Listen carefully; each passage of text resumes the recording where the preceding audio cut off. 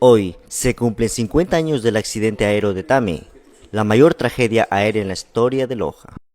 El 20 de enero de 1976 quedó marcado como uno de los días más dolorosos en la historia reciente de Loja.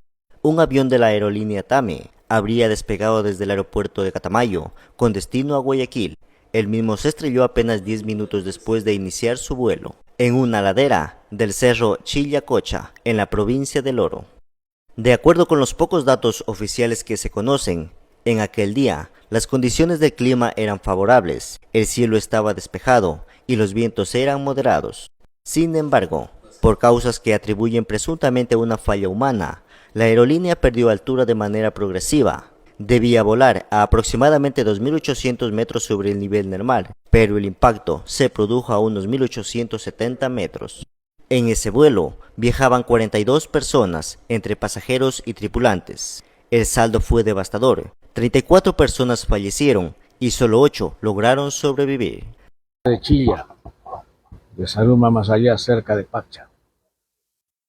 Fue un movimiento tremendo aquí en Loja.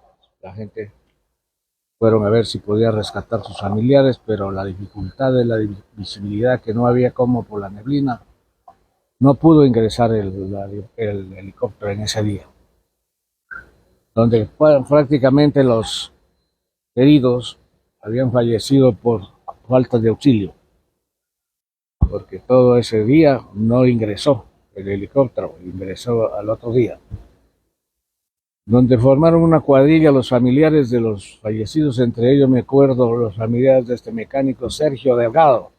Los hijos pagaron un agente por donde más o menos conocían que había un río en Saruma más allá, y habían hecho una trocha y fueron los primeros en sacarlo a su padre fallecido.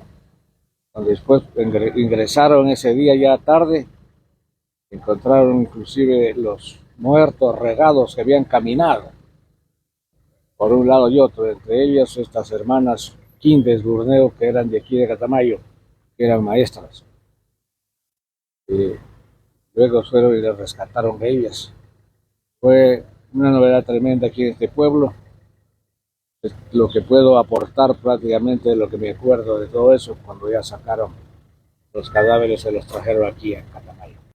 A 5 décadas de este trágico suceso, los recuerdos permanecen vivos en la memoria de quienes fueron testigos indirectos de aquel día.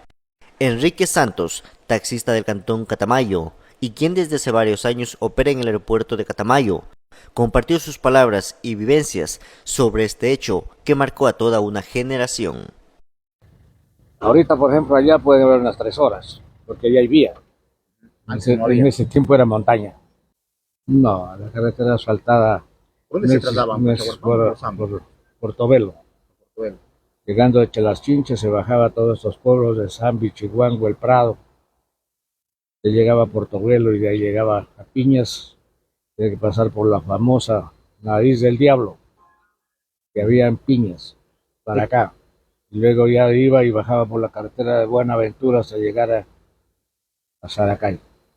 Cada 20 de enero, este hecho es recordado como un llamado a la memoria, al respeto por las víctimas y a la reflexión sobre uno de los episodios más tristes que enluta la historia de Loja.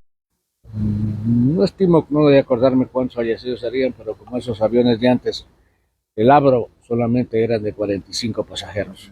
¿Cómo que relata usted?